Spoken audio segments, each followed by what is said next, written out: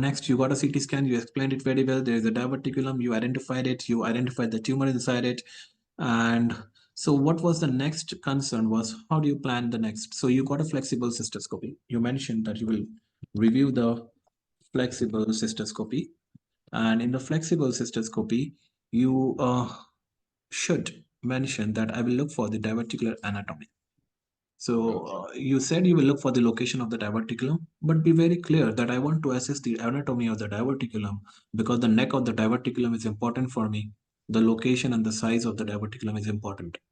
If the neck of the diverticulum is narrow, the management will be slightly difficult or different. You have to, in a 60-year patient, when you are doing a cystoscopy and you are finding a diverticulum, you should always think about, okay, why was the diverticulum formed? So this will give you the examiner an idea. Okay, this person is thinking beyond the scope. So you have to bring into this. You are not just thinking about the tumor. You are thinking about the diverticulum. Why did the at a 60-year he got a diverticulum? So maybe because he has a spinal cord injury and there has been a neurogenic bladder and the bladder formed. There is a secondary diverticular formation, or maybe because he's 60, there is a prostate enlargement and he's having a diverticulum secondary to the bladder outlet obstruction. So this could be the possibilities. But when you are doing a flexible cystoscopy, you can say, okay, I would like to rule out any bladder outlet obstruction. I would like to look at the prostates because he's 60 and he's having probably an acquired diverticular at this age. So I'm going to just look at those features as well. Is it okay? Yes, yes. Because all that will determine your next plan of management. So, and Yes, very, of course. very important is your relation to the ureteric orifice. Since the diverticulum is on most of the acquired diverticulum are very close to the this ureteric orifice, even the congenital ones. So when you have a diverticulum and a tumor inside it, and it's very close to the orifice, then it becomes different for the management point of view.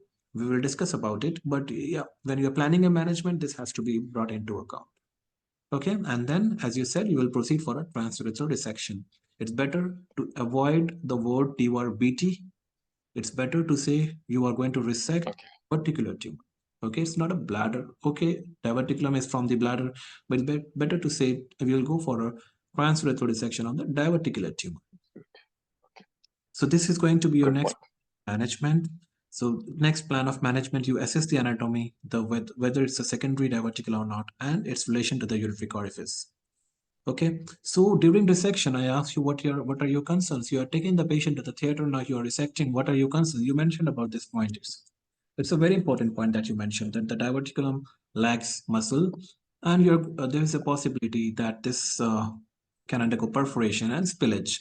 So these keywords have to be mentioned in the exam: perforation, spillage, absence of muscle, all in one sentence. Okay, and then you have to mention that there are other concerns like the neck of the diverticulum might be narrow, and it might be difficult to negotiate the resectoscope inside it, and the resection might be difficult.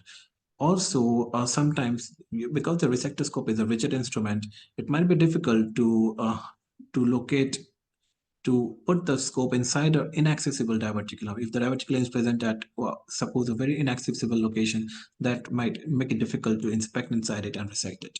So these are your concerns, and you might not be able to completely resect it. You have to take this consent from the patient. Also, it might be close to the ureteric orifice, as we discussed, and there is a possibility of injury to the ureteric orifice. Okay, so these are your concerns during resection.